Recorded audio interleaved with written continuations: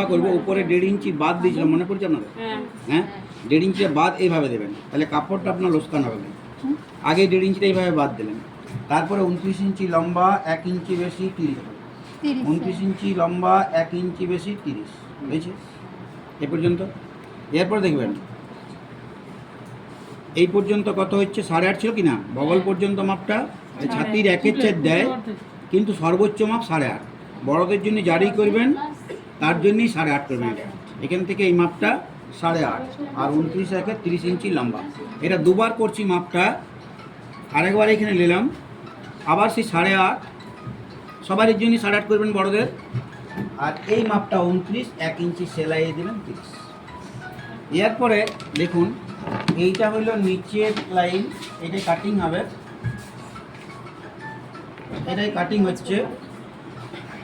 আর এইটা হচ্ছে বগলের লাইন, মানে মোহরাটা ছাতির লাইন, যেটা উপর থেকে এটা 1.5 ইঞ্চি বাদ দিয়ে কিন্তু হলো। তার মানে বলা যায় এইটা 1.5 ইঞ্চি বাদ দিয়ে করেছি 8.5, 1.5 ইঞ্চি বাদ দিয়ে 8.5 করেছি, তার মানে হিসাব মতো এটা 7 হচ্ছে কি না?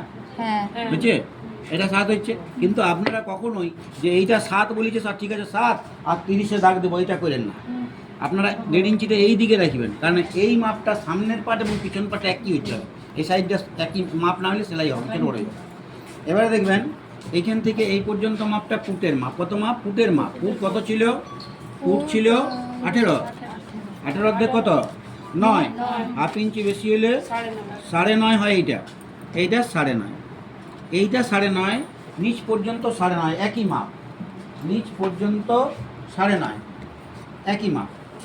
এরপরে এইটা নিচ পর্যন্ত দাগটা দিতে পারেন, এখান থেকে সোজা নিয়ে একদম নিচ পর্যন্ত দাগটা আপনি দিতে পারেন। তা আমরা নিচ পর্যন্ত দাগটা দেওয়ার দরকার মনে করছি নাই, কেননা আমরা জানি যে এইখান থেকে 2 নিলে এখান থেকে 2 নিলে হয়ে যাবে, এই নিচ পর্যন্ত দাগ দেওয়ার দরকার নেই। এরপর দেখবেন এইখান থেকে এই পর্যন্ত মাপটা 2, সবার এর জন্য 2। তাহলে প্রথমে কত নিলাম? পুটের অর্ধেক প্লাস হাফ, তারপরে 2, এটাও পুটের অর্ধেক প্লাস হাফ, এইটাও পুটের অর্ধেক প্লাস হাফ। যেমন এইখানে 2 বেশি দিলাম, তেমনি এইখানেও 2 ইঞ্চি বেশি দেবো, এইটাতেও 2 ইঞ্চি বেশি দেবো। নিয়ে এই যে দাগটা দিচ্ছি, এই দাগটাই কাটিং।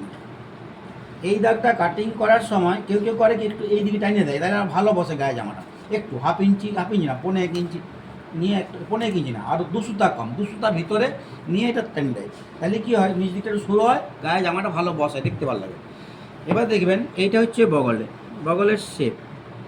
আমার পিছন পাটের কাজের ছবি যেটা করার দরকার ছিল সেটা হয়ে গেছে, শুধু চাইনিজটা করতে বাকি আছে। চাইনিজটা কত ইঞ্চি করে?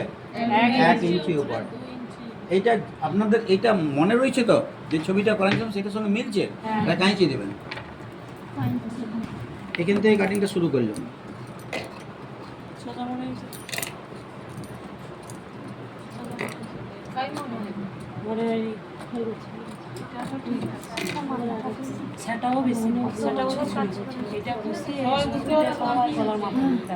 বোঝার কোনো অসুবিধা হচ্ছে কি? কারো কি বোঝার কোনো অসুবিধা হচ্ছে? ভালো বোঝা যাচ্ছে।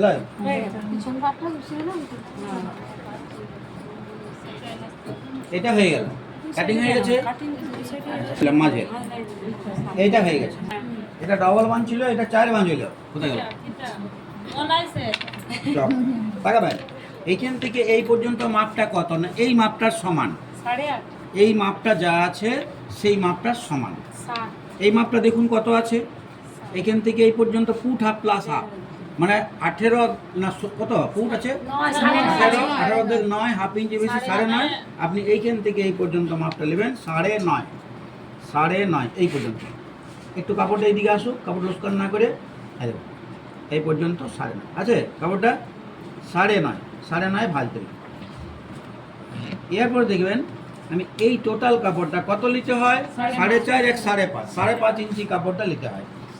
পাইপিনের চওড়া 5.5, এইটাও 5.5, এইটাও 5.5 নিয়ে এইটা দাগ দিলেন, প্রথমে এইটা দাগ দিলেন।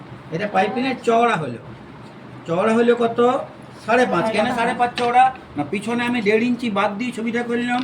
এইখান থেকে এই পর্যন্ত যখন ছবিটা করেছি তখন 1.5 ইঞ্চি বাদ দিয়ে ছবিটা করেছি কি না? 8.5 এটা নিয়েছিলাম 1.5 ইঞ্চি বাদে, তার 3 গুণ।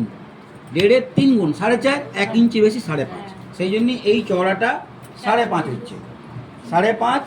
এবার দেখবেন এইটা হচ্ছে গলা, গলাটা 2.5, কত গলাটা 2.5 ইঞ্চি গলা। আর এইখান থেকে কত নিচে হবে 1.5 ইঞ্চি, এটা 1.5 ইঞ্চি নিয়ে এইটাকে এমনি, এটা হলো যদি আপনি বলেন 1.5 ইঞ্চিটা এমনি নিচে এই পর্যন্ত নিব দাগটা, তাহলে এইখান থেকে এইটা গোল করে শেপটা দিব, দেখা গেল। এবার দেখবেন এই মাপটা ফুটের মাপ 18, তার অর্ধেক 9, হাফ ইঞ্চি বেশি 9.5 এইখানে দাগ দিয়েছি। দাগ দিয়ে পরে এইটাকে এমনি সোজা করে একটু বাইরের দিকে হেলা করে করলেও কোনো ক্ষতি নেই, এটা দাগ দেওয়া হয়েছে। এইটা পাইপিং হয়ে গেল, এটাকে ইয়ক বলে, পাইপিং বলে, টিরা বলে, যে যেমন খুশি বলে। এইটাকে সরাসরি কাটিং হচ্ছে এটা।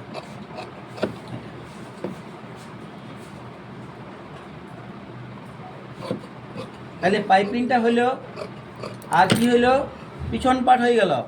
এবারে সামনের পাট করব, সামনের পাটের ছবিটা, পিছন পাটটা বসাই পরে সামনের পাটের ছবিটা করতে হয়।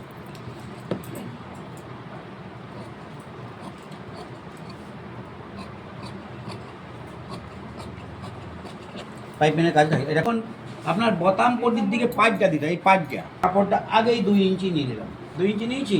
যদি মনে করেন এমনি বক্স করবো তাহলে 2.5 দিব, 2.5 দিব একটা, 2.5 দিই একটা, 2 দিন করেছেন, 2.5 ইঞ্চি দিলাম বক্সের জন্য। এটা বক্স হবে, সামনের দিকে বক্সটা হবে, সেই জন্য এটা 2 এর জায়গায় 2.5 দিয়েছি, 2 এর জায়গায় 2.5। এই রুমা আসে না, এলে রুমা এলে দরকার ছিল। আর এটা হয়ে গেল। এই দাগটা দেওয়ার পরে আপনি যখন বসাচ্ছেন, দেখবেন দিদি আস্তে গল্প করে না, যখন এটা বসাচ্ছেন তখন 2 ইঞ্চি ছাড়ে, এই 2.5 ইঞ্চি ছাড়ে এটা বসালাম। বসানো হয়েছে 2.5 ইঞ্চি ছাড়ে বসানো হয়েছে তো, হ্যাঁ এটা বসানো হয়ে গেল। এরপর দেখবেন আমি এই ছবিটা এই দিকটা কাটে নিচ্ছি এখনই, এটা কাটা হয়ে গেল।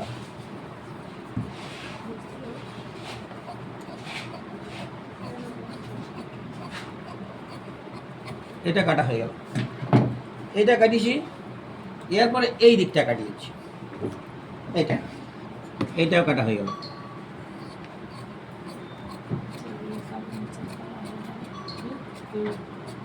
কাটা হয়েছে কি, তাহলে আমার সামনের পার্ট করার জন্য কোনো সমস্যা রইল, শুধু পিছন পার্টটা বসালাম, এইদিকে 2.5 ইঞ্চি নিলাম, এইদিকে নিয়ে পরে আমি কি করলাম না সরাসরি পিছন পার্টের মাপে কাটা হয়ে গেল।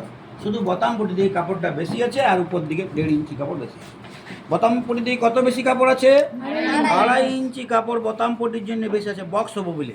বক্স যদি না হয় তো 2 ইঞ্চির কম। আর এই দিকে কত কাপড় বেশি, এই দিকে 1.5 ইঞ্চি কাপড় বেশি আছে। এইবারে দেখবেন এই ছবিটা যখন করব, আপনি সোজা করুন এইটাকে প্রথমে, এইটাকে প্রথমে সোজা করে নেবেন।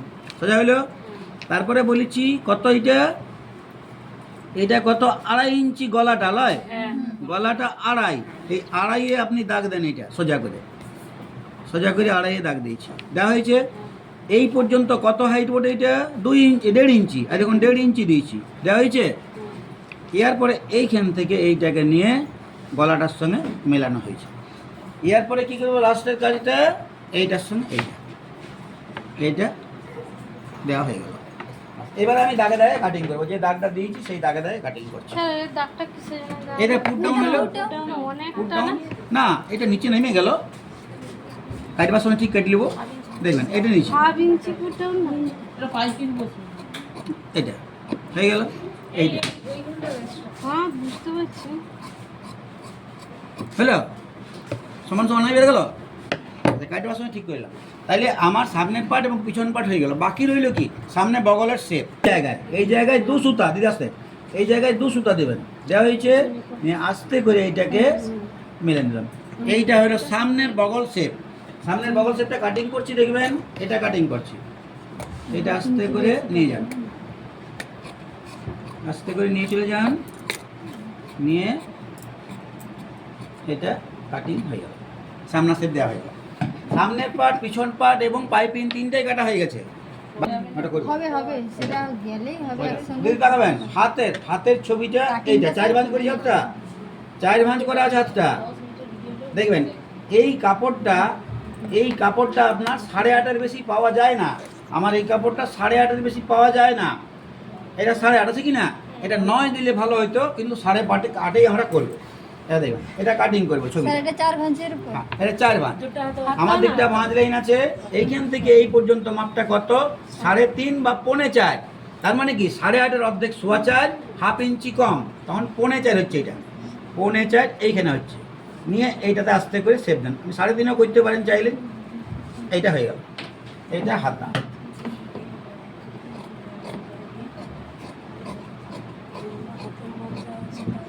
হাতাটা হয়েছে।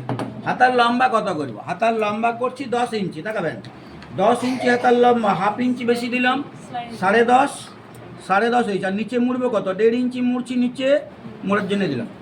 এরপরে এইটা যখন কাটবেন আপনি, তখন কি করবেন না, প্রথমে এইটা দাগ দিয়ে দেন, এইটা দাগ দিলাম 10.5 ইঞ্চিতে, 10 ইঞ্চি লম্বা, হাফ ইঞ্চি বেশি। আর এইটা নিচে মুড়বো 1.5 ইঞ্চি, প্রয়োজনে 2ও মুড়তে পারেন। নিয়ে এইটা কাটিং করব, এইটায় কাটিং হবে। এইটা আপনি শেপ দিতেও পারেন, না দিতেও পারেন। যদি বলেন দিব দিবেন, আর যদি বলেন না দিব না, সেলাইয়ের পর দিব, সেটাও করতে হবে। আমি দিয়ে দিচ্ছি অল্প অল্প, সামান্য, বেশি শেপ দিতে যাই না। এই এবার সেলাইয়ের পর বাকিটা বোঝা যাবে। শেপ দেওয়া হয়ে গেল। হাতার কাটিং যখন মুড়বো, তখন এইখানটায় আমি মুড়বো। এবার দেখুন, এটা খুললাম, হাতাটা ভাঁজটা খুলেছি। খোলার পরে কি করছি না, এরও সামনা শেপ দিতে হয়। সামনা শেপ দিব এইখান থেকে শুরু করে এই জায়গাটায়, এইটা সামনা শেপ। যেমন আমি বগলে সামনা শেপ দিয়েছি, হাতেও সামনা শেপ দেওয়া হয়ে গেল। বাস কাটিংয়ের কাজ শেষ হতে চলেছে।